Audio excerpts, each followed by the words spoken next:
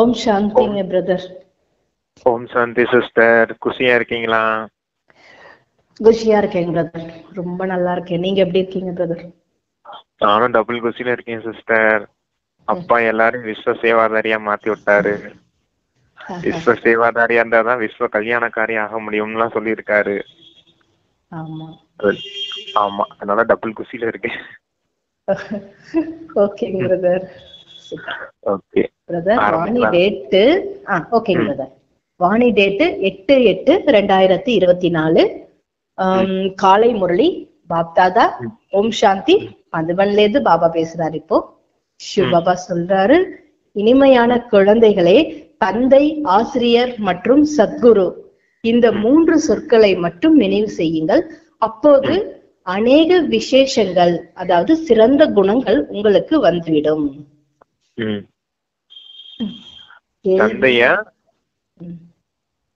தந்தை, ஆசிரியர், சத்குரு 3 பேரும் ஒரே தந்தை தான், பரமாத்மா மட்டும்தான் அப்படிங்கறத சொல்றாங்க. இவரை மட்டும் இந்த நினைவு செஞ்சீங்க அப்படின்னா, இந்த வார்த்தைகளை மட்டும் ஞாபகம் வச்சுட்டீங்களா உங்களுக்கு நல்ல விசேஷ குணங்கள் தாரணை ஆகுங்கிறத சொல்றாரு. ஓகேங்க பிரதர். கேள்வி: எந்த குழந்தைகளின் ஒவ்வொரு அடியிலும் பல மடங்கு வருமானம் சேமிப்பு ஆகிக் கொண்டே இருக்கும்? பதில்: யார் சேவையை தங்கள் ஒவ்வொரு அடியையும் முன்னெடுத்து வைத்து சென்று கொண்டே இருக்கிறார்களோ அவர்கள்தான் பல மடங்கு வருமானத்தை சேமிப்பார்கள். பாபாவின் சேவையில் அடியெடுத்து வைக்கவில்லை என்றால் பல மடங்கு எப்படி பெறுவார்கள்? சேவைதான் ஒவ்வொரு அடியிலும் பல மடங்கு வருமானத்தை அளிக்கிறது. இதன் மூலம்தான் பல கோடிக்கு அதிபதி ஆகிறீர்கள். அப்படி சொல்றாரு பாபா. ஆமா, நினைவுதான் சேவைக்கு ஆதாரம்னு நேத்து சொன்னாரு. நினைவுதான் உங்களுக்கு வருமானத்தை சேமிச்சு தரும் அப்படிங்கறத நேத்து சொன்னாரு அப்பா. இன்னைக்கு சேவைதான் வருமானத்துக்கு ஆதாரம்னு இன்னைக்கும் சொல்றாரு. நேத்து நினைவு சொன்னாரு, இன்னைக்கு சேவையை சொல்றாரு. ரெண்டுமே முக்கியம். ஏன்னா நினைவு மற்றும் சேவை ரெண்டுமே 2 சிறகுகள் மாதிரி. ஒரு பறவைக்கு 2 சிறகுகள் தானே பறக்க முடியும், அது போல உங்களுக்கு ரெண்டுமே 2 சிறகுகள் போல அப்படிங்கிறாரு. அப்ப இந்த சேவை மூலமா தான் உங்களுக்கு பல கோடி மடங்கு பாக்கியம் உருவாகும். யாரு ஒவ்வொரு அடியிலையும் சேவைன்னு ஒவ்வொரு அடியா எடுத்து முன்னேறி போய்கிட்டே இருக்க முடியும் இந்த சேவையில தான் அப்படிங்கிறத சொல்றாரப்பா. எத்தனை விதமான சேவை இருக்கு? மனசா சேவை, வாச்சா சேவை, கர்மனா சேவை அப்படின்னு, விருத்தி சேவை, பார்வை மூலமா சேவை செய்யறது, இப்படி பல விதமான சேவைகளா அப்பா சொல்லியிருக்காரு. இன்னொரு கேள்வி இருக்கு. இன்னைக்கு 2 கேள்வி பதில். பாபா கேள்வி கேட்கிறாரு, எந்த ஒரு ரகசியத்தை அறிந்திருக்கும் காரணத்தால் குழந்தையாக நீங்கள் அனைவருக்கும் கல்யாணக்காரி, நன்மை புரிபவர்கள் ஆகிறீர்கள்? அப்படி கேட்கிறாரு. பதில் சொல்றார் பாபா. பாபா குழந்தையாகிய நமக்கு இந்த ரகசியத்தை புரிய வைக்கிறார். அதாவது அனைவருக்கும் இது ஒன்றுதான் புகலிடம் சொல்றாரு. பிராக்கெட்ல கடைன்னு இருக்கு. இங்குதான் அனைவரும் வந்தாக வேண்டும். இது மிகவும் ஆழமான ரகசியம்ன்றாரு. இந்த ரகசியத்தை அறிந்துள்ள குழந்தைகள் தான் அனைவருக்கும் கல்யாணக்காரி ஆகிறார்கள் அப்படின்றார் பாபா. இதான் கல்யாணக்காரி அப்படின்னா உலகத்துக்கு நன்மை செய்யக்கூடியவர்கள். அதான் விஸ்வ கல்யாணக்காரி அப்படிங்கறத சொல்றாரு. எப்படிப்பட்ட குழந்தைகள் இந்த ரகசியத்தை தெரிஞ்சு வச்சிருக்கீங்க? இந்த இடம் தான், இந்த ஒரு சென்டர் தான், இந்த மதுபன் தான் உங்களுக்கு ஒரே புகலிடம். இங்க இருந்துதான் உங்களுக்கு சத்கதி, கதிக்கான முக்தி மற்றும் ஜீவன் முக்திக்கான வழி கிடைக்கக்கூடிய இடம் இது ஒண்ணுதான் இருக்குது. இந்த ரகசியத்தை குழந்தைகள் தெரிஞ்சிருக்கீங்க. இதை நீங்க தெரிஞ்சு வச்சிருக்கிறதுனாலதான் அடுத்தவங்களுக்கு சேவை செய்ய முடியும். அடுத்தவங்களுக்கு சேவை செய்யறது மூலமா தான் நீங்க கல்யாணக்காரி அப்படின்னு போற்றப்படுறீங்க. விஸ்வ சேவாதாரியா யார் இருப்பாங்களோ அவங்கதான் விஸ்வ கல்யாணக்காரியா இருப்பாங்க. 2 கொஸ்டினுக்கும் ஒண்ணுல சேவாதாரிய பத்தி சொல்லியிருக்காரு, இன்னொன்னு கல்யாணக்காரிய பத்தி சொல்லியிருக்காரு. ஓம் சாந்தி சொல்லி பாபா சொல்றாரு, ஆன்மீக தந்தையின் ஆன்மீக குழந்தைகள் என்பதை ஒவ்வொருவரும் அறிந்திருப்பார்கள். அதாவது பாபா நம்முடைய தந்தையாகவும் இருக்கிறார், ஆசிரியராகவும் இருக்கிறார் மற்றும் சத்குருவாகவும் இருக்கிறார். குழந்தைகள் அறிவார்கள், அறிந்திருந்தும் கூட அடிக்கடி மறந்து போகிறார்கள். இங்கே அமர்ந்திருப்பவர்கள் அறிந்திருப்பார்கள் இல்லையான்னு பாபா கேட்கிறாரு. ஆனால் மறந்து போகின்றனர். உலகத்தினரோ முற்றிலும் அறியாதவராக இருக்கிறாங்க. பாபா சொல்றாரு, இந்த 3 சொற்கள் மற்றும் நினைவிருந்தால் கூட அதிக சேவை செய்ய முடியும்.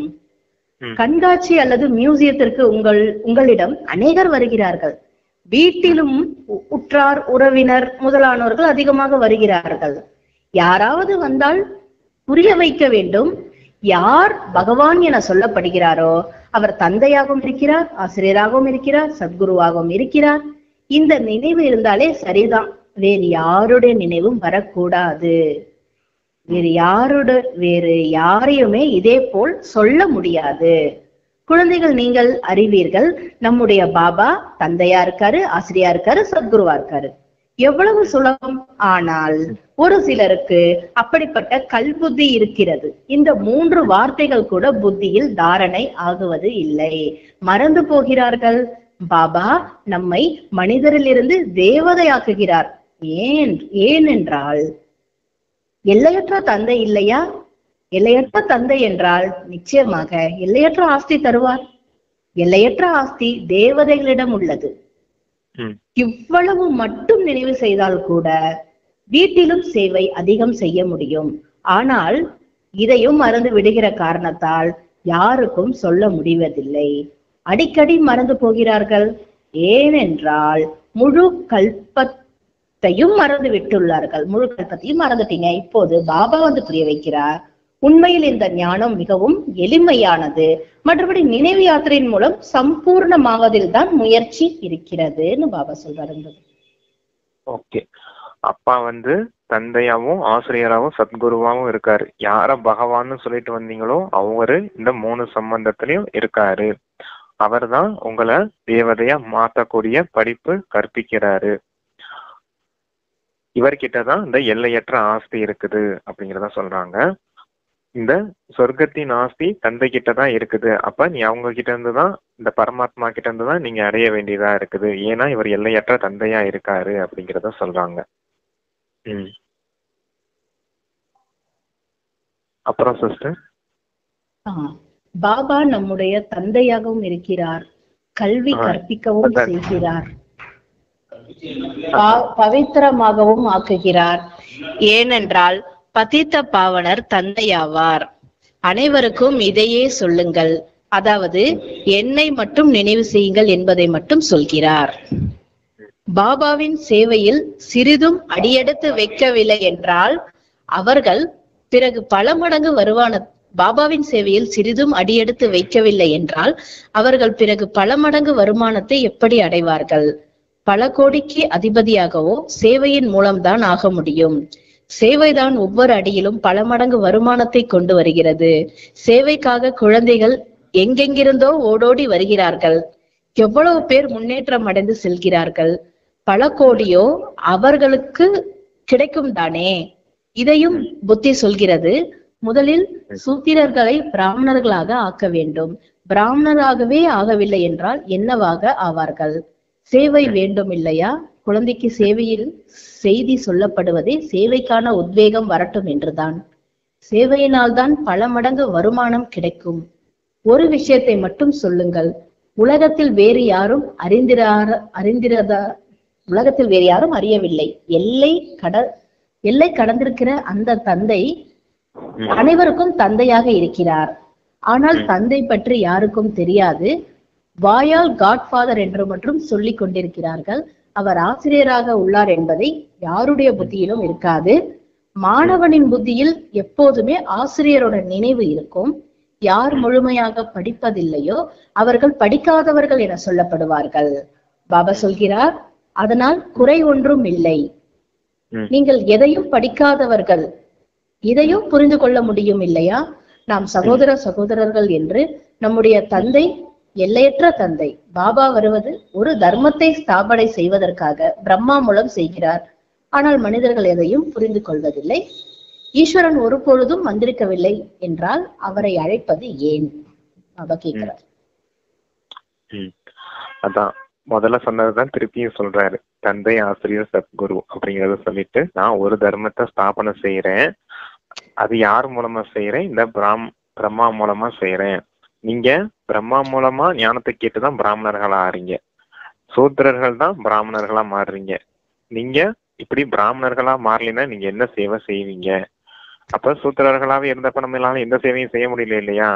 நம்மளால இந்த உலகத்துக்கு நன்மை செய்ய முடியல. நாமளே ஏற்கனவே சமூக பிரதான நிலையில இருந்தோம். நாமளே ரொம்ப துக்கமானவர்களாவில் இருந்தோம். அதுதான் தந்தை இந்த ஞானத்தை கொடுத்து உங்களை சுகமானவரா ஆக்குறேன். அதன் மூலமா தான் நீங்க இந்த உலகத்துக்கு நன்மை செய்யக்கூடிய காரியத்தை செய்றீங்க அப்படிங்கிற. ஓகேங்க பிரதர்.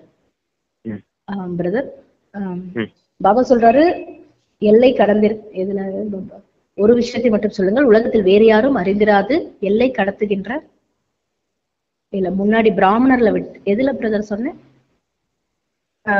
சூத்திரர்களை பிராமணர்களாக ஆக்க வேண்டும். பிராமணராக ஆகலன்னா என்னவாக ஆவார்கள்? சேவை வேண்டும். குழந்தைகளுக்கு சேவையின் செய்தி சொல்லப்படுவதே சேவைக்கான உத்வேகம். சேவையினால் தான் பல மடங்கு வருமானம். இந்த ஒரு விஷயத்தை மட்டும் சொல்லுங்கள், உலகத்தில் யாருக்கும் தெரியாது. எல்லை கடக்கிற அந்த தந்தை அனைவருக்கும் தந்தையா இருக்கா, ஆனா தந்தை பற்றி யாருக்கும் தெரியாது. எல்லை கடந்திருக்கிற அந்த தந்தை அப்படின்றாரு. வாயால் காட்ஃபாதர்னு சொல்றாங்க, ஆனா ஆசிரியரா இருக்கிறாங்க, மாணவன் புத்தியில் இல்லை. இதெல்லாம் சொல்லிட்டேன் பிரதர். ஆமா, என்ன சொல்லிட்டீங்க சிஸ்டர். அடுத்த பேராகிராஃப். ஈஸ்வரன் ஒருபோதும் வந்திருக்கவில்லை என்றால் அவரை ஏன் அழைப்பது ஏன்? ஹே லிபரேட்டர், விடுவிப்பவரே வாருங்கள், ஹே பதித்த பாவனா வாருங்கள் என்று பதித்த பாவனரை நினைவு செய்கின்றார்கள். பிறகு சாஸ்திரங்களை ஏன் படிக்கிறார்கள்? தீர்த்த ஸ்தலங்களுக்கு ஏன் செல்கிறார்கள்? அங்கே என்னதான் இருக்கிறது? யாருமே அறிந்திருக்கவே இல்லை. பதித்த பாவனர் ஈஸ்வரன் இருக்கிறார் என்றால் கங்கா ஸ்தானம் முதலியவற்றில் எப்படி பாவனம் ஆவார்கள்? சொர்க்கத்திற்கு யாராவது எப்படி போக முடியும்? ஜென்மம் எங்கேதான் எடுக்க வேண்டும்? புது உலகம் மற்றும் பழைய உலகத்திற்கு இடையில் வேறுபாடு உள்ளது தானே. இந்த உலகத்தை சத்தியுகம் என சொல்ல மாட்டார்கள். இப்போது கலியுகம் இல்லையா? மனிதர்களுக்கு முற்றிலும் கல்புத்தி தான் இருக்கு. எங்காவது கொஞ்சம் சுகத்தை பார்த்தால் உடனே சொர்க்கம் என நினைத்து விடுகிறார்கள். இதை பாபா தான் புரிய வைக்கிறார். பாபா நிந்தனை எதுவும் செய்வதில்லை. பாபா போதனையும் தருகிறார், அனைவருக்கும் சத்கதியும் தருகிறார். பகவான் தந்தையாக உள்ளார் என்றால் தந்தையிடமிருந்து நிச்சயமா ஏதாவது கிடைக்க வேண்டும். பாபா என்ற சொல்லும் அப்படிப்பட்டது. அவரிடமிருந்து ஆஸ்தியின் நறுமணம் நிச்சயமாக வருகிறது. மேலும் எவ்வளவுதான் சித்தப்பா, பெரியப்பா, மாமா முதலானோர் இருந்தாலும் அவர்களிடமிருந்து ஆஸ்தியின் மனம் வராது. உள்முகமாக இருந்து சிந்தனை செய்ய வேண்டும். பாபா சரியாகவே சொல்கிறார், குருவிடம் எந்த ஒரு சொத்தும் இருக்காது. அவர்களோ சொல்லுங்க பிரதர். இதற்கு நிந்தனை செய்யறேன் அப்படின்னு நினைக்காதீங்க குழந்தைங்கள. அவங்கெல்லாம் பாருங்க, அந்த பதித்த பாவனை வாருங்கன்னு கூப்பிட்டுட்டு கங்கையில மூழ்கி எந்திரிக்கிறாங்க. அதனால என்ன பிரயோஜனம் இருக்குது? தானம், தவம் இதெல்லாம் செய்யறதுனால என்ன பிரயோஜனம்? மந்திர ஜபம்லாம் செய்யறாங்க, யாகம்லாம் வளர்க்குறாங்க. இதெல்லாம் தந்தை சொல்றேன்னு தந்தை அவங்கள நிந்தனை செய்யறேன்னு நினைக்காதீங்க. தந்தை உங்களுக்கு போதனை சொல்றேன். இதனால எந்த ஒரு பலனும் கிடைக்கிறது இல்ல. அல்ப காலத்தின் சுகத்தை பார்த்த உடனே இதுவே சொர்க்கம் போல இருக்குதுன்னு அவங்களே நினைச்சுக்கிறாங்க. ஆனா உண்மையான ஆஸ்தி, சொர்க்கத்தின் ஆஸ்தி இந்த தந்தை கிட்ட இருந்துதான் அந்த ஆஸ்தி கிடைக்குது அப்படிங்கறதுதான் அந்த மனம் வீசுது. தந்தைன்னு கூப்பிடும் போதுதான் தந்தையின் கிட்ட இருந்து கிடைக்கக்கூடிய ஆஸ்தியின் மனம் வீசுது. இந்த உலகியல் சித்தப்பா, பெரியப்பா, மாமா இவங்கெல்லாம் இருக்காங்க அப்படின்னா அவங்க கிட்ட இருந்து அந்த ஆஸ்தியின் மனம் வீசுறது கிடையாது அப்படிங்கிறத சொல்றாரு. ஓகே. குருவிடம் எந்த சொத்தும் இருக்காது. அவர்களோ தாங்களே வீடு வாசலை விட்டு விடுகிறார்கள். நீங்கள் விகாரங்களை சந்நியாசம் செய்து விட்டிருக்கிறீர்கள். புது உலகத்துக்கு செல்வது எவ்வளவு சுலபம்! நாம் முழு பழைய சிருஷ்டியை தமோ பிரதானமான உலகத்தை சந்நியாசம் செய்கிறோம். சத்தியுகம் தான் புது உலகம், இதையும் அறிவீர்கள். புது உலகம் நிச்சயமாக இருந்தது. அனைவரும் பாடுகிறார்கள் புது உலகம் தான் சொர்க்கம் என சொல்லப்படுகிறது. ஆனால் அந்த மனிதர்கள் வெறுமனே சொல்கிறார்கள், எதையும் புரிந்து கொள்ளவில்லை. ஆக தந்தை குழந்தைக்கு சொல்கிறார், இதை மட்டும் சிந்தனை செய்யுங்கள். பாபா நம்முடைய தந்தையாகவும் இருக்காரு, ஆசிரியராகவும் இருக்காரு, சத்குருவாகவும் இருக்காரு. அனைவரையும் அழைத்து செல்வார். இரண்டே வார்த்தை தான், மன்மனா பவ. அதில் அனைத்தும் வந்து விடுகிறது. ஆனால் இதையும் மறந்து போகிறீர்கள். புத்தியில் என்னென்ன நினைவிருக்கிறது என்று தெரியவில்லை. இல்லை என்றால் தினமும் எழுதி கொடுங்கள், இவ்வளவு நேரம் நான் எந்த மனநிலையில் அமர்ந்திருந்தேன் என்று. நீங்கள் தந்தை, ஆசிரியர் மற்றும் சத்குருவின் முன்னிலையில் அமர்ந்திருக்கிறீர்கள் என்றால் அவர்தான் நினைவர வேண்டும். அவர்தான் நினைவு வர வேண்டும் இல்லையா அப்படின்னு கேட்கிறாரு. மாணவனுக்கு ஆசிரியர் தான் நினைவு வருவார் இல்லையா? ஆனால் இங்கே மாயா உள்ளது இல்லையா? முற்றிலும் தலையையே திருப்பி வைத்து விடுகிறது. முழு ராஜ்ய பாக்கியத்தை சொல்றாரு, முழு ராஜ்ய பாக்கியத்தையே அபகரித்து கொண்டு விடுகிறது. உங்களுக்கு தெரியவே செய்யாது. வந்ததோ ஆஸ்தி பெறுவதற்காக, ஆனால் எதுவும் கிடைப்பதே இல்லை. இது போல்தான் சொல்வார்கள் இல்லையா? சொர்க்கத்திற்கோ செல்வார்கள், ஆனால் அது ஒன்றும் பெரிய விஷயம் அல்ல. வந்தீர்கள் ஆனால் படிக்கவில்லை, பிறகு சொர்க்கத்திற்கோ செல்வார்கள். இங்கோ அமர்ந்துள்ளார்கள் இல்லையா? புரிந்து கொண்டுள்ளீர்கள். சொர்க்கத்துக்கு செல்ல வேண்டும், பிறகு என்னவாகவும் ஆகலாம். அது படிப்பு இல்லை. அது படிப்பு இல்லை தானே? கொஞ்சம் கேட்டாலும் அதனுடைய பலன் கிடைத்துவிடும். படிப்பிலோ பெரிய பதவி கிடைக்கிறது. பாபாவிடமிருந்து உயர்ந்ததிலும் உயர்ந்த பதவி பெற வேண்டும் என்றால் புருஷார்த்தம் செய்ய வேண்டும் சொல்றாரு பாபா. ஆமா, அவங்க என்ன செய்துட்டாங்க? வீடு வாசலை திறந்துட்டு போயிட்டாங்க, துறவரமா இருந்தோம் அப்படி இருக்குது. ஆனா தந்தை உங்களை என்ன செய்ய சொல்றேன், இல்லறத்துல இருந்தாலும் விகாரங்களை தான் சன்னியாசம் செய்யறேன். அவங்க வீடு வாசல சன்னியாசம் செய்து போயிட்டாங்க, எல்லைக்குட்பட்ட சன்னியாசிகள். ஆனா நீங்க என்ன செய்றீங்க? வீட்டுல இருந்தாலும் விகாரங்களை சன்னியாசம் செய்றீங்க. அப்ப அதுக்கு இதுக்கும் எவ்வளவு வித்தியாசம் இருக்குது அப்படிங்கறத சொல்றாரு. தந்தை உங்களை ஆஸ்திக்கு அதிகாரியா மாத்துறேன் அப்படிங்கறத சொல்றாரு. நீங்க இந்த விகாரங்களை விட்டா போதும், ஆஸ்தி உங்களுக்கு கிடைச்சிரும். இது கூட சில குழந்தைகள் புரிஞ்சுக்கிறது இல்ல. படிக்கிறாங்க, வாராங்க, படிக்கிறாங்க, பலகீனங்களால அந்த புத்தியில இந்த விஷயங்கள்லாம் பதியறதே இல்லை உங்களுக்கு அப்படிங்கிறத சொல்றாரு. ஏன் பதியறது இல்லைன்னா, தந்தை, ஆசிரியர், சத்குருவை மட்டும் நினைவு செய்ய சொல்றேன். ஆனா அவங்க புத்தியில என்னென்ன பலகீனங்கள் இருக்குதுன்னு உங்களுக்கே தெரியும் இல்லையா அப்படின்னு கேட்கிறாரு. எப்பயும் அந்த 5 விகாரங்களை ஏதோ ஒரு விகாரத்தை தானே சிந்திச்சுக்கிட்டு இருப்போம். சிலர் மீது பற்று இருக்கும், காம விகாரத்தின் சிந்தனையை ஓடிக்கிட்டு இருக்கோம், யார் மீதாவது கோப வெறுப்பு ஓடிக்கிட்டு இருக்கோம், நீ பெரியாளா நான் பெரியாளா அப்படிங்கிற அந்த அகங்காரம் ஓடிக்கிட்டு இருக்கும். இந்த மாதிரி விகாரங்களின் சிந்தனை தானே உங்களுக்கு ஓடிக்கிட்டு இருக்குது. தந்தை, ஆசிரியர், சத்குருவை மட்டும் நினைவு செய்ய சொல்லும் போது இந்த விகாரங்களின் சிந்தனையை ஓடிக்கிட்டு இருக்க கூடாது இல்லையா அப்படிங்கறத சொல்லிட்டாரு. அதனாலதான் இந்த விகாரங்களை சன்னியாசம் செய்திருங்க, தந்தையை மட்டும் நினைவு செய்யுங்க அப்படிங்கறத சொல்றாங்க. ஏன் இந்த 3 பேர்கிட்ட இருந்துதான் 3 விதமான ஆஸ்தியின் பலன் கிடைக்குது. தந்தை கிட்ட இருந்து அந்த ஆஸ்தி கிடைக்குது, ஆசிரியர் கிட்ட இருந்து இந்த விகாரங்களை சன்னியாசம் செய்வதற்கான அந்த வழிமுறைகள் கிடைக்குது, சத்குரு மூலமா தான் நமக்கு அந்த முக்தி மற்றும் ஜீவன் முக்தியின் ஆஸ்தி கிடைக்குது அப்படிங்கறத சொல்றாரு. அந்த ஒரு வழிதான் இங்க இருந்து போகணும் இல்லையா, நம்ம போறதுக்கு ஒரு பாதை வேணும் இல்லையா, ஸ்ரீமத் உயர்ந்த வழி, அது இந்த சத்குரு மூலமா தான் கிடைக்குது. அதனாலதான் இந்த 3 பேரும் நினைவு செய்ய சொல்றாரு. வேற ஏதோ பாபா சொன்னாருங்களா, எழுதி கொடுக்கணுமா அப்படின்னா? நீங்க எழுதி உங்களால மனசுக்குள்ள வச்சிருக்க முடியலன்னா எழுதி கொடுத்துருங்க இந்த பலகீனங்கள் எல்லாம் அப்படின்னு. என்னென்ன பலகீனங்கள் இருக்குதுன்னு செக் பண்ண சொல்றாரு. செக் பண்ணிட்டு எழுதி கொடுங்க. அப்பதானே உங்களுக்கும் ஞாபகம் இருக்குது, ஓஹோ நமக்குள்ள இதெல்லாம் இருக்குது போ அப்படின்னு. நமக்கே தெரியாதுல்ல சிஸ்டர், அஞ்ஞான காலத்துல இருக்கும்போது தெரியாது இல்லையா நமக்கு. இதுதான் விகாரங்கள், இதைத்தான் நம்ம சிந்தனை பண்ணிக்கிட்டு இருக்கோம், அதனாலதான் துக்கமுடையவரா மாறி போயிருக்கோம் அப்படின்னு. ஞானம் கிடைச்சதுக்கு அப்புறம் தானே தெரியும் 5 விகாரம் தான் நமக்குள்ள எப்பயுமே ஓடிக்கிட்டே இருக்குது அப்படின்னு. அதனால இந்த பலகீனங்கள்லாம் உங்களுக்கு இருக்குதுன்னு நான் சொல்லி தெரிஞ்சுக்கிறத விட நீங்க எல்லாம் செக் பண்ணிக்கிட்டீங்கன்னா உங்களுக்கே தெரிஞ்சு போயிடும் இல்லையா. அப்ப நமக்குள்ள பலகீனங்கள் இருக்குது, நாம தான் நீக்கி ஆகணும்னு புரிஞ்சுக்கிட்டா நம்ம நீக்கிறதுக்கான ஒரு முயற்சி செய்வோம் இல்லையா. அத சொல்லிக்கிட்டு இருக்காரு அப்பா. நீங்க பலகீனங்கள் என்ன இருக்குன்னு அதை எழுதி கொடுத்துருங்க என்கிட்ட அப்படின்னு. அப்பதான் உங்களுக்கும் தெரியும் அப்படின்னு. சரி சரிங்க. பலகீனங்கள் பிளஸ் வேண்டாது வீணானது ஏதாவது இருந்தாலும் பாபா கிட்ட நம்ம எழுதி அந்த லெட்டர் பாக்ஸ்ல போடலாம். ஆமா, ஓகே பிரதர். பாபா சொல்றாரு, பிறகு சொர்க்கத்துக்கு செல்வார்கள், இங்கே அமர்ந்துள்ளார்கள் இல்லையா, புரிந்து கொண்டுள்ளனர். சொர்க்கத்துக்கு செல்ல வேண்டும், பிறகு என்னவாக ஆகலாம்? அது படிப்பு இல்லைதானே.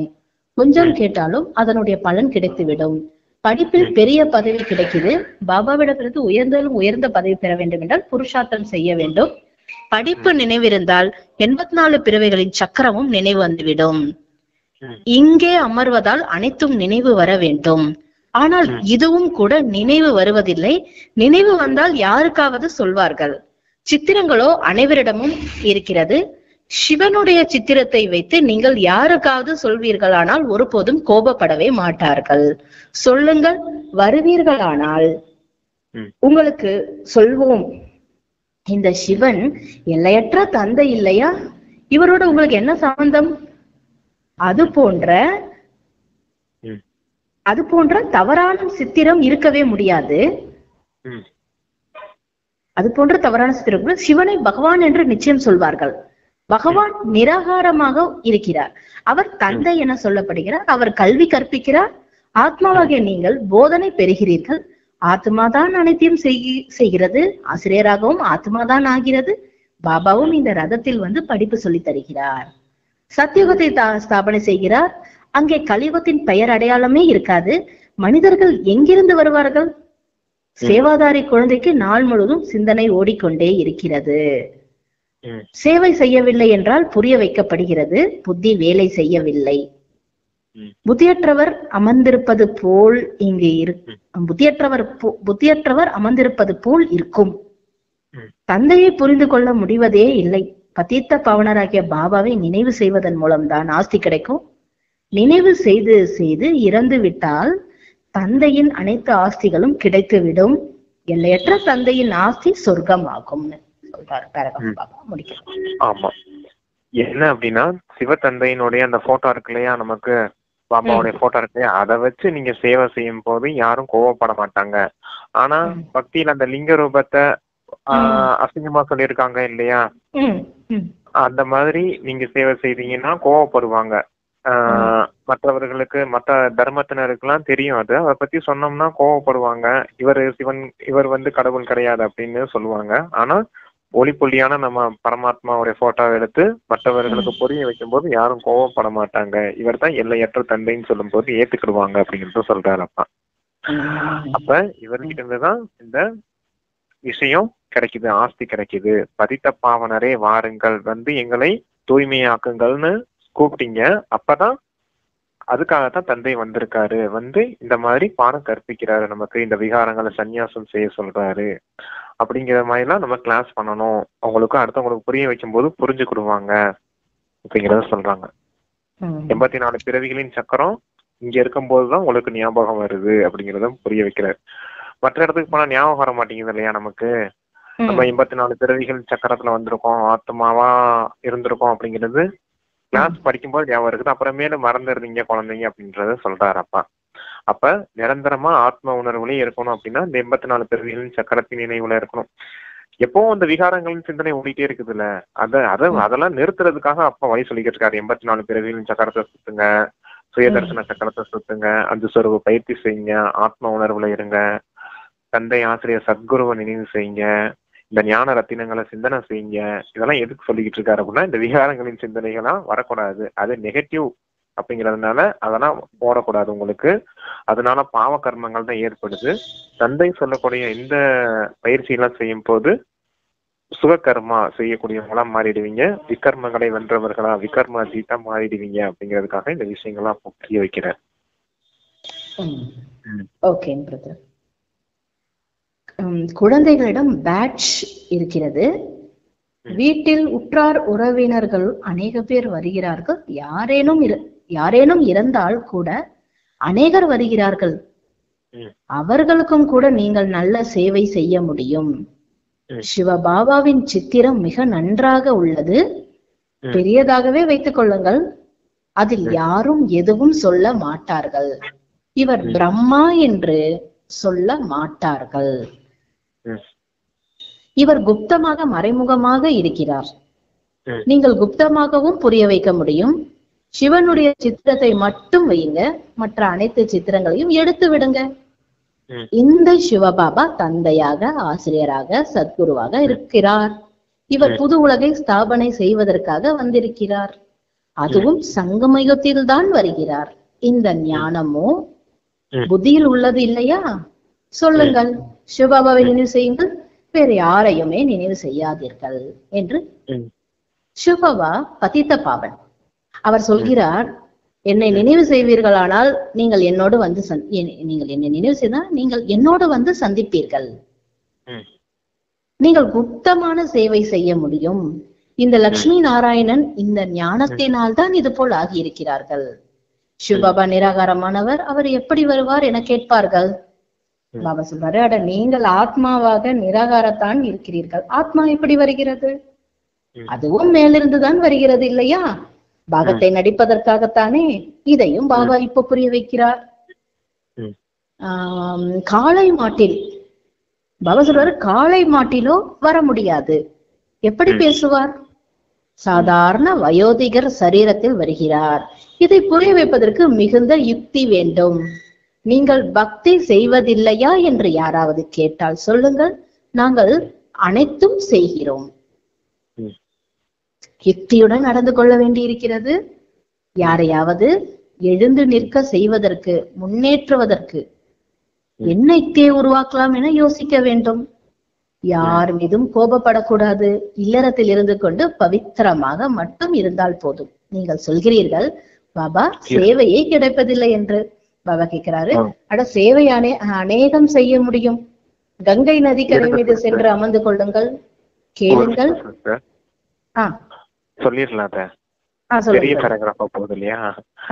அது எப்படி ஆத்மாக்கள் மேல இருந்து கீழே வராங்க, வந்து சரீரத்துல வந்து பாகத்துல நடிக்கிறாங்க இல்லையா? அது போலதான் தந்தையும் மேல இருந்துதான் வாரேன், இந்த பிரம்மா உடலை பயன்படுத்தி நான் அவர் மூலமா சொல்றேன் அப்படிங்கறத சொல்றேன், அவர் மூலமா ஞானத்தை கொடுக்குறேன். ஆனா பக்தியில என்ன சொல்லிட்டாங்க, சிவன் வந்து காளை மாட்டுக்குள்ள வாராரு அப்படிங்கிற மாதிரி சொல்லிட்டாங்க. அவர் தான் வாகனமா சொல்லிட்டாங்க. ஆனா இந்த பிரம்மா தான் எனக்கு வாகனம்னு அப்பா சொல்றாரு. ஏன்னா காளை மாட்டு வந்து யாருக்கு என்ன புரிய வைக்க முடியும்? காளை மாடு எல்லாம் பேசுமா? பேசாது இல்லையா? அதனால இந்த வயோதிக உடம்புல வந்து நான் பேசுறேன் அப்படிங்கறத சொல்றாரு அப்பா.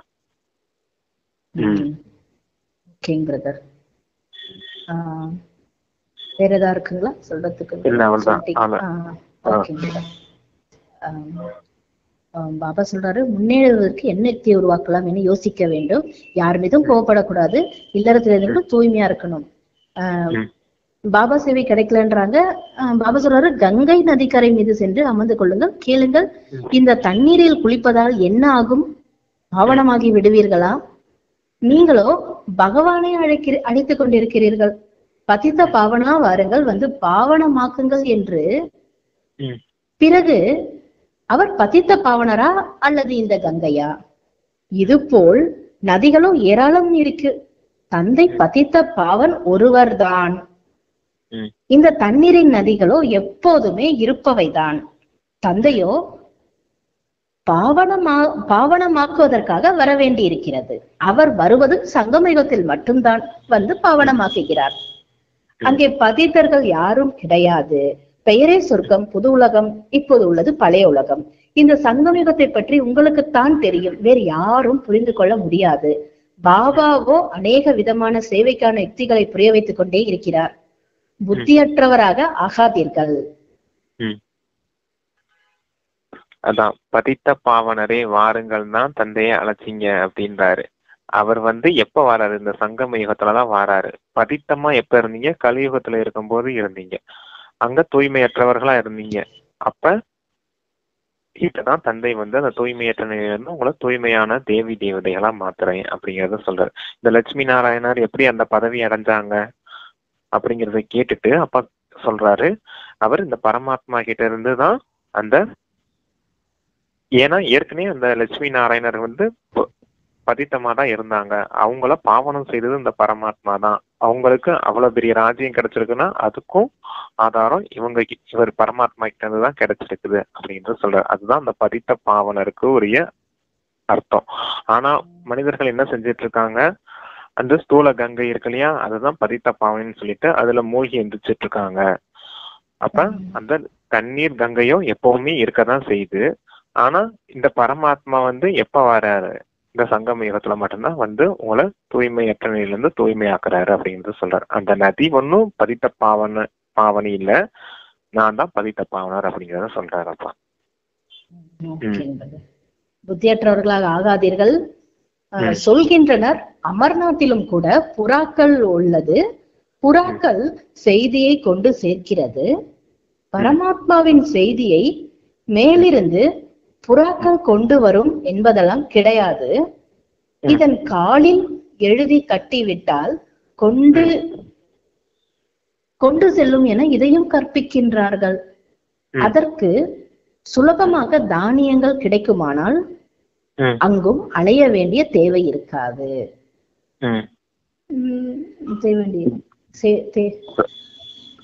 சுலபமாக தானியங்கள் கிடைக்குமானால் எங்கும் அலைய வேண்டிய தேவை இருக்காது. உங்களுக்கு இங்கே தானியம் கிடைக்கிறது, உங்களுடைய புத்தியில் உள்ளது. உலகத்தின் ராஜ பதவி அது இங்கே கிடைக்கிறது. பிறகு அவர்கள் நினைக்கிறார்கள் தானியம் இங்கு கிடைக்குது, பிறகு இழந்து விடுகின்றனர். இங்கு நீங்கள் சைத்தன்யமானவர்கள், உங்களுக்கு அழிவற்ற ஞான ரத்தினங்கள் என்ற தானியம் கிடைக்கிறது. சாஸ்திரங்களிலும் இருக்கிறது. குருவிகள் கடலை வற்ற செய்தன என்பதாக அநேக கதைகள் எழுதிவிட்டுள்ளார்கள். மனிதர்கள் சொல்வார்கள் சத்தியம் என்று. பிறகு சொல்கின்றனர் கடலிலிருந்து தேவதைகளும் வெளிப்பட்டார்கள் என்று. ரத்தினங்களை தட்டுகளில் நிரப்பிக் கொண்டு வந்ததாக சொல்கிறார்கள். இதையும் சத்தியம் என சொல்கிறார்கள். இப்போது சமுத்திரத்திலிருந்து தேவதைகள் எப்படி வெளிப்படுவார்கள்?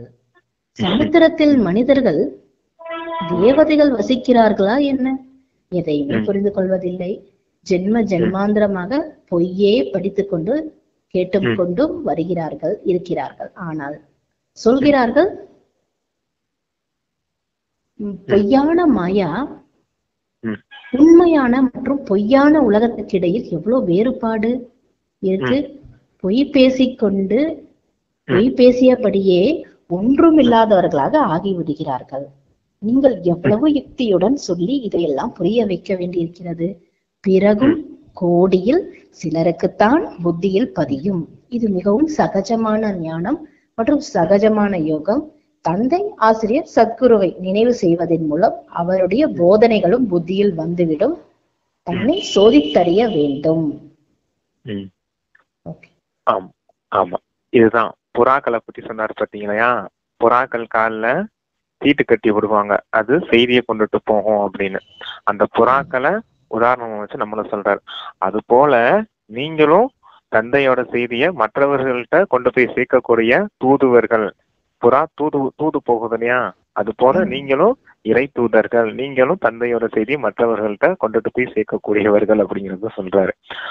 அந்த புறாக்களுக்கு வந்து தானியம் கிடைக்கும் இல்லையா? சாப்பாடு கிடைக்கும். தானியம் போட்டா அது செய்தியை கொண்டுட்டு போய் அங்க இங்கேயும் கொண்டுட்டு போய் சேர்த்துட்டு வருது, ராஜாக்கள்கிட்ட இருந்து ராஜாக்கள்கிட்ட. அந்த மாதிரி அது போல இங்கேயும் உங்களுக்கு தானியங்கள் கிடைக்குது. என்ன தானியம் கிடைக்குது அப்படிங்கிறாரு? ஞானத்தின் தானியம், ஞான ரத்தினங்கள் கிடைக்குது. அததான் கொண்டுட்டு போய் அடுத்தவங்க கிட்ட கொண்டு போய் சேர்க்கிறீங்க. அதுவும் எங்க கட்டி வர்றாங்க? கால்ல கட்டி விடுறாங்கன்னு சொல்றாங்க பாத்தீங்களா? அது போல உங்க புத்திங்கிற கால் இருக்கு பாத்தீங்களா? அதுலதான் இந்த ஞான ரத்தினங்கள்லாம் சேமிப்பா இருக்குது. அதை கொண்டுட்டு போய் எல்லாருக்கிட்டையும் சொல்லி செய்தியை கொடுக்குறீங்க அப்படிங்கறத சொல்றாரு. புறாவை உதாரணமா வச்சு இறை தூதர்களான நம்மள சொல்றாரு. அப்புறம் இந்த கடல்ல இருந்து தேவதைகள் வெளிவந்தாங்க. இந்த ஒரு கதை இருக்குல்ல சிஸ்டர், அசுரர்களும் தேவர்களும் பார்க்கடலை கடையும் போது அங்க இருந்துதான் லட்சுமி வந்தாங்க. தட்டு நிறைய வைரங்கள். எந்த கதையில வந்து மகாபாரதம் இல்லைங்க பிரதர்? பார்த்தேன் பிரதர். வந்திருக்கு கதையில வந்திருக்கு. லட்சுமி தட்டு ரத்தினங்கள் தட்டோட வெளியில வருவாங்க அந்த கடையும் போது. ஆமா, பார்க்கடலை கடையும் போது வெளியே வருவாங்க. லட்சுமி வருவாங்க, சரஸ்வதி வருவாங்க, அமிர்தத்தை எடுத்துக்கிட்டு வருவாங்க, அந்த சஞ்சீவினி, அப்படி நிறைய விஷயங்கள் வரும் சிஸ்டர். அந்த பார்க்கடலை கடையும் போது எல்லா தேவதைகளும் அதுல இருந்து வெளியே வந்தது மாதிரி காமிச்சிருக்காங்க. இந்த மாதிரி கல்ப விருட்ச மரமும் வெளியில வரும் அதுல இருந்தா. ஆமா சிஸ்டர், அது தெரியல எனக்கு என்ன எப்படி வரும்னு தெரியல.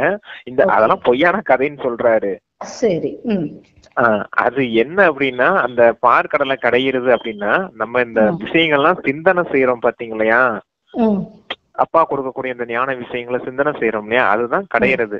சிந்தனை கடலை கடையிறதுன்னு சொல்றது. அவங்க சும்மா ஸ்தூலமான கடலை கடையும் போது தேவி தேவதைகள் வெளிப்பட்டாங்கன்னு எழுதி வச்சிருக்காங்க. அது அப்படி இல்ல. நீங்க சிந்தனை செய்யும் போது நீங்க 21 பிறவி சொர்க்கத்துல தேவதைகளா வாழ்ந்திருக்கீங்க பாத்தீங்களையா, அந்த தேவதைகள் வெளிப்படுவாங்க.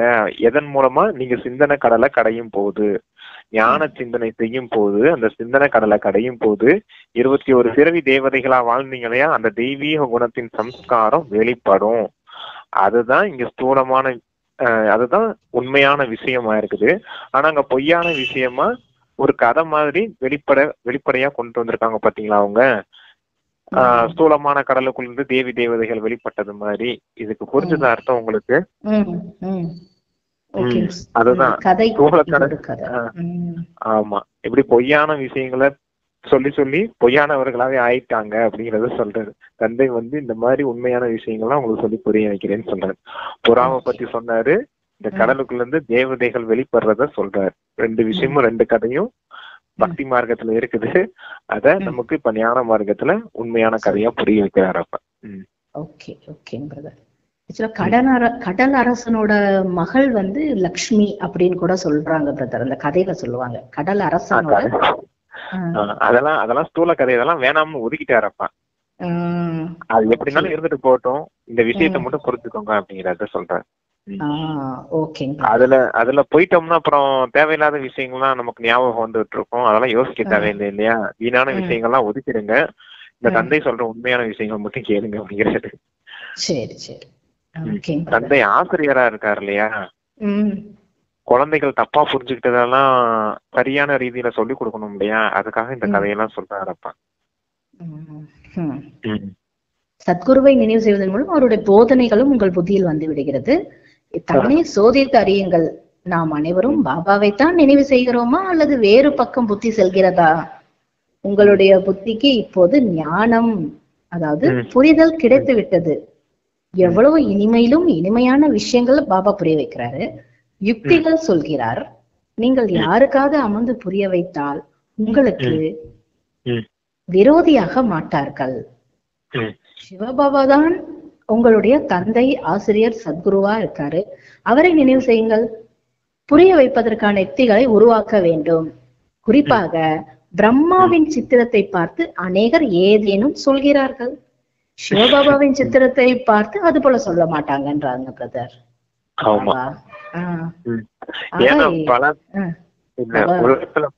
பலரை மனிதர்கள் பகவான், எனக்குள்ள பகவான் இருக்காரு அப்படின்னு சொல்லிதானே வந்திருக்காங்க. நானும் பரமாத்மா, நான் கடவுள் அப்படிங்கிற மாதிரி தானே சொல்லியிருக்காங்க. நானும் பரமாத்மா, நீயும் பரமாத்மா அப்படின்னு. அது போல பரமாத்மா இந்த பிரம்மா உடம்புக்குள்ள வந்திருக்காருன்னு யார்ட்டையா கையா காமிச்சோம்னா பிரம்மாவை தப்பா பேசுவாங்க இல்லையா, இவர் ஏதோ பொய் சொல்றாரு போல அப்படின்னு. உண்மையிலே பரமாத்மா வந்திருக்காரு மனிதர்களுக்கு புரியல. புரியாத காரணத்தினால பிரம்மாவை தப்பா பேசுறாங்க. அதனாலதான் பிரம்மாவுடைய சித்திரத்தை எடுத்துட்டு தந்தையோட சித்திரத்தை, சிவபாபாவோட சித்திரத்தை வச்சு புரிய வைங்க அப்படிங்கறத சொல்றாருப்பா. சிவபாபாவோட சித்திரத்தை பார்த்து அது போல் சொல்வதில்லை. இவரோ ஆத்மாக்களின் தந்தை இல்லையா? ஆக பாபாவை நினைவு செய்யுங்கள். இவரால் அநேகருக்கு நன்மை மட்டும் ஏற்பட முடியும். இவரை நினைவு செய்வதால் தான் பத்தியத்தில் இருந்து பாவனமாகி விடுவீர்கள். இவர் அனைவரின் தந்தை. ஒரு தந்தையை தவிர வேறு யாருடைய நினைவும் வரக்கூடாது. மற்ற சேர்க்கையை எல்லாம் விட்டு ஒரு சேர்க்கையில் இணைந்து விடுங்கள். இவை யாருக்காவது நன்மை செய்வதற்கான யுக்திகளாக இருக்கிறது. இதுதான் நன்மை செய்ய தின்றாரு. பாபாவை நினைவு செய்யவே முடியவில்லை என்றால் எப்படி பாவனமாவீர்கள்? வீட்டிலும் கூட நீங்கள் அதிக சேவை செய்ய முடியும். அநேக உற்றார் உறவினர் முதலானவர்கள் உங்களுக்கு கிடைப்பார்கள். வெவ்வேறு யுக்திகளை உருவாக்குங்க. அநேகருக்கு நன்மை செய்ய உங்களால் முடியும். புகலிடம் ஒன்றுதான் இருக்கிறது. ஆகவே எங்கே செல்வார்கள்? நல்லதுன்னு பாபா வாணி முடிக்கிறாருங்கிறது. ஆமா, எல்லாருக்கும் சேவை செய்யுங்க. குறிப்பா உங்க வீட்டுல இருக்கவங்களுக்கெல்லாம் சொல்லி புரிய வைங்க. உங்க உறவினர்களுக்கெல்லாம் சொல்லி புரிய வைங்க. ஏன்னா புகலிடம் ஒரே ஒரு கடை தான் இருக்குது. இந்த தந்தை இங்க மட்டும் தான் வந்திருக்காரு. உண்மையான விஷயங்கள் வேற யாருக்கிட்ட போனாலும் கிடைக்காது. எல்லாரும் சாஸ்திரத்தை படிச்சுதானே சொல்லுவாங்களே தவிர உண்மையான விஷயங்களை இந்த ஞான கடல் தந்தை தான் சொல்ல முடியும். ம். அப்ப இதுதான் புகலிடம் உங்களுக்கு. எல்லாரும் இறுதி நேரத்துல இவர்கிட்டதான் வந்தாகணும். இவரை நினைவு செய்யும் போதுதான் எல்லாரும் முக்திக்காவது போக முடியும். அதனால நீங்க இப்பவே சொல்லி உங்க உறவினர்களுக்கெல்லாம் புரிய வைங்க அப்படிங்கிறத சொல்றாங்கப்பா. ஓகே. நடுவுல பாபா இன்னைக்கு உறவினர்கள் பத்தி சொல்லிட்டு இருக்காரு அதிகமா. அவங்களுக்கு சொல்லுங்க சொல்லுங்கன்றாரு. ஆனா எப்படி சொல்றதுதான் தெரியல. ஓரளவுக்கு சொல்றோம் யுக்தியோட. இருந்தாலும் பாபா என்னங்க பிரதர் சொல்லிட்டேன் நான். ஆமாங்க பிரதர் சொல்லிட்டேன் ஓரளவுக்கு எல்லாருக்கிட்டையும். ஓகேங்க பிரதர். அதான் சொல்றாரு இன்னைக்கு. ஓகேங்க பிரதர். பாபா சொல்றாரு தாரணைக்கான முக்கிய விஷயம் என்ன சொல்றாருன்னா, தாரணை பண்றதுக்கு இல்லற விவகாரங்களில் மிகவும் யுக்தியுடன் நடந்து கொள்ளுங்கள். யார் மீதும் கோபப்படவும் கூடாது, பவித்திரமாகவும் அவசியம் இருக்கணும் அப்படின்றாரு. ஒரு பாபாவிடம் அழியாத ஞான ரத்தனங்களின் மணிகளை பெற்று தனது புத்தி என்ற பையை நிரம்பியதாக வைத்திருக்க வேண்டும்ன்றாரு. புத்தியை அலைய விடவே கூடாது. இறை தூதராகி அனைவருக்கும் பாபாவோட செய்தியை மட்டும் கொடுக்க வேண்டும் சொல்றாரு பிரதர். வரதானத்துல எல்லையில்லா வைராகிய உள்ளுணர்வு மூலம் அனைத்து பற்றிலிருந்து விடுபட்டு உண்மையான ராஜரிஷி ஆகுங்கள். ராஜரிஷியின் பொருள் ஒரு புறம் ராஜ்யம், மறுபுறம் எல்லையில்லா வைராகியம் உள்ள ரிஷி. ஒருவேளை எங்கேயாவது தன் மீதோ மனிதர் மீதோ பொருட்கள் மீதோ பற்று இருப்பின் அவர் ராஜரிஷி கிடையாது, ராஜரிஷி இல்லைன்றார் பாபா. ஒருவர் எண்ணத்திலேயும் சிறிதளவு பற்று இருக்குமானால் அவர் இரு படகில் கால் வைத்தவர் ஆவார்கள். அவர் இங்கும் இல்லாது அங்கும் இல்லாதவர் ஆவார்கள். ஆகவே ராஜரிஷி ஆகுங்கள். எல்லையில்லா வைராகியம் உள்ளவராகுங்கள். அதாவது ஒரு தந்தையின்றி வேறு யாருமே இல்லை என என்னும் பாடத்தை உறுதி செய்யுங்கள் அப்படின்னு சொல்றார். பற்றுல இருந்து விடுபடணும் அப்படின்னா எல்லையற்ற வைராகிய உள்ளுணர்வு உடையவரா ஆகுங்க, ராஜரிஷி ஆகுங்க அப்படிங்கறத சொல்லியிருக்காரப்பா. பக்தியில கூட சொல்றாங்க இல்லையா, பற்றற்றவரை பற்றினால் பற்றியதெல்லாம் விட்டு போகும் அப்படின்னு. தந்தை தான் பற்றற்றவரா இருக்காரு. அவரை நாம பிடிச்சுக்கிடும் போது, அதான் ஒரு தந்தை தான் என்னுடையவர் அப்படின்னு புரிஞ்சுக்கும் போது, அந்த பரமாத்மா தான் ஆத்மாக்களின் எனக்கு தந்தை ஆவார் அப்படின்னு அவரை மட்டும் நம்ம பிடிச்சுக்கிடும் போது, இந்த தேகம் இருக்கு இல்லையா, நம்ம தேகமும் தேகத்தின் மீது இருக்க பற்றும் போயிடும். இந்த தேகத்தினால உண்டான இந்த தேக உறவுகள் இருக்கு இல்லையா, மனிதர்கள், அந்த பற்றுதலும் போயிடும். இந்த பொருட்கள் இருக்கு இல்லையா, வீடு என்னது, வாசல் என்னது, இந்த பொருட்கள் என்னதுன்னு பிடிச்சு வச்சிருக்கோம் இல்லையா, அந்த பொருட்களின் மீதும் இருக்க பற்றுதல் போயிடும். இது இந்த தந்தைய பிடிக்கும் போது இந்த எல்லையற்ற வைராக்கிய உள்ளுணர்வு உடையவரா ஆயிடுவீங்க. இப்படிப்பட்டவங்களதான் ராஜரிஷின்னு சொல்ல முடியும் அப்படிங்கிறத சொல்றாரு. ஒருவேளை இங்கிட்டும் காலை வச்சு இங்கிட்டும் ஏதோ லேசான பட்டு இருந்து தேக உறவுகள் தேக பொருட்கள் மீதும் ஏதோ என்ன தரவுல பட்டு இருந்துட்டு தந்தையும் இங்கிட்ட ஒரு பக்கம் பிடிச்சு வச்சுக்கலாம் அப்படின்னு நினைச்சிருந்தீங்கன்னு வச்சுக்கோங்களேன், 2 படகுல கால் வச்சவங்க மாதிரி ஆயிடுவீங்க. நம்ம பக்கம் கூட சொல்லுவாங்க இல்லையா, ஆத்துல ஒரு கால் சேத்துல ஒரு கால் வைக்காத அப்படின்னு. அந்த மாதிரி 2 படகுல கால் வச்சவங்களா ஆயிடுவீங்க. இப்படிப்பட்டவங்களெல்லாம் ராஜரிஷின்னு சொல்ல முடியாது. இப்போ உண்மையான ராஜரிஷினா எந்த ஒரு பற்றும் என்ன தளவுல கூட இருக்கக்கூடாது. அவங்கதான் எல்லையற்ற வைராகியம் உடையவர்கள் அப்படின்னு சொல்றாராப்பா. நல்ல வரதானம்ல நீங்க கேட்டீங்க இல்லையா, இந்த உறவுகள் மீதெல்லாம் பற்று இல்லாம இருக்கணும் அப்படின்னா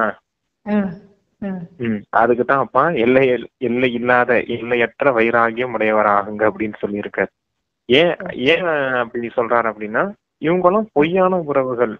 ஒரு பாகத்தை நடிக்கிறதுக்காக நடிகர்கள்லாம் இங்க பாகம் நடிச்சுட்டு இருக்காங்க. நாமளும் அவங்களோட சேர்ந்து ஒரு பாகம் நடிக்கிறதுக்காகத்தான் இந்த தேகத்தை எடுத்திருக்கோம். உண்மையிலே நம்ம ஆத்மாக்கள் தான். ஆத்மாவான நமக்கு ஒரே ஒரு தந்தை மட்டும்தான் உண்மையான உறவு. இந்த உறவு பாத்தீங்கன்னு வச்சுக்கோங்க, இப்ப மட்டும் இல்ல, சங்கம யுகத்துல மட்டும் நம்ம ஆத்மாவா இல்ல, சத்தியுகத்திலயும் நம்ம ஆத்மா தான். தேகத்தின் உறவுகள் கிடைக்கும், தேவி தேவதைகள் கிடைப்பாங்க. லட்சுமி நாராயணருக்கே குழந்தையா பிறக்கணும்னாலும் அவங்க தேக ரீதியான அம்மா அப்பா தானே. ஆத்மாவான எனக்கு அம்மா அப்பா யாரு உண்மையிலே? சிவபாபா தானே. அதே துவாபர யுகத்துல நான் வந்தாலும் எனக்கு தேக ரீதியான அப்பா அம்மா தான் கிடப்பாங்க.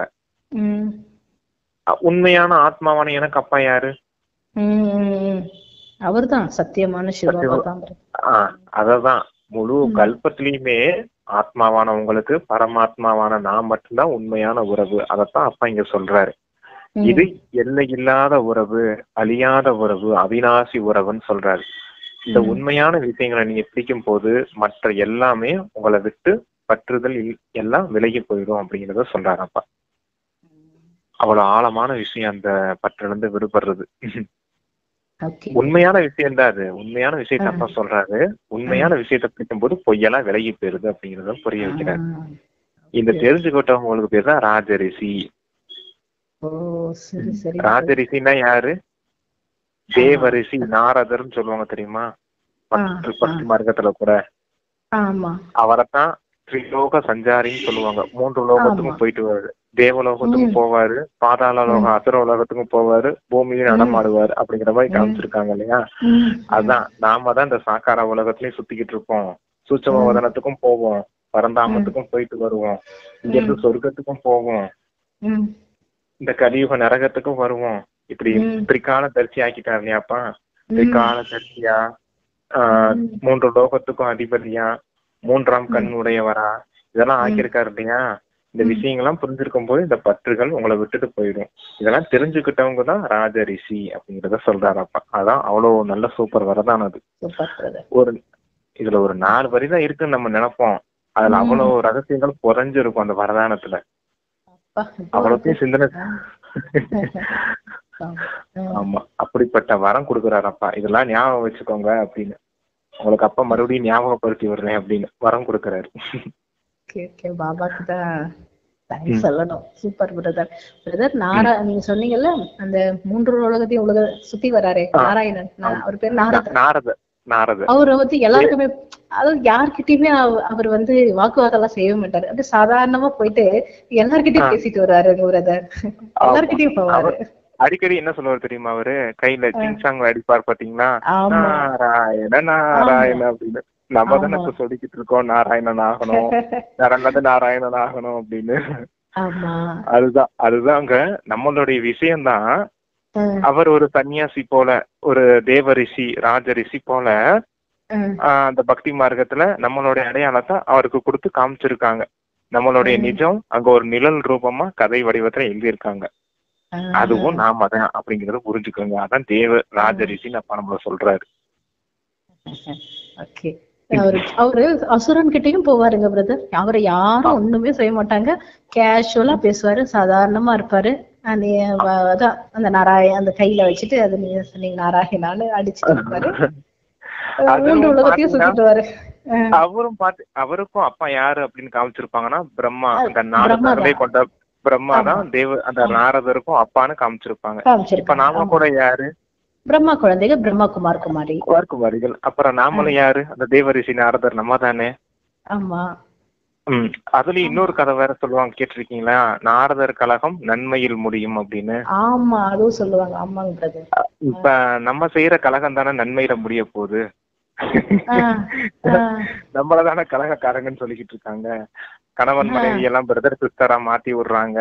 உங்ககிட்ட போகாதீங்க, ஏமாத்துறாங்க, ஏதோ மந்திரம் செய்யறாங்க, வசியம் செய்யறாங்க. இப்பெல்லாம் நம்மளதானே இப்படி கலங்கப்படுத்தி சொல்றாங்க. அப்ப நம்ம தானே கலகக்காரங்கன்னு சொல்லிக்கிட்டு இருக்காங்க. இந்த கலகம் தானே கடைசியா நன்மையில முடிய போகுது.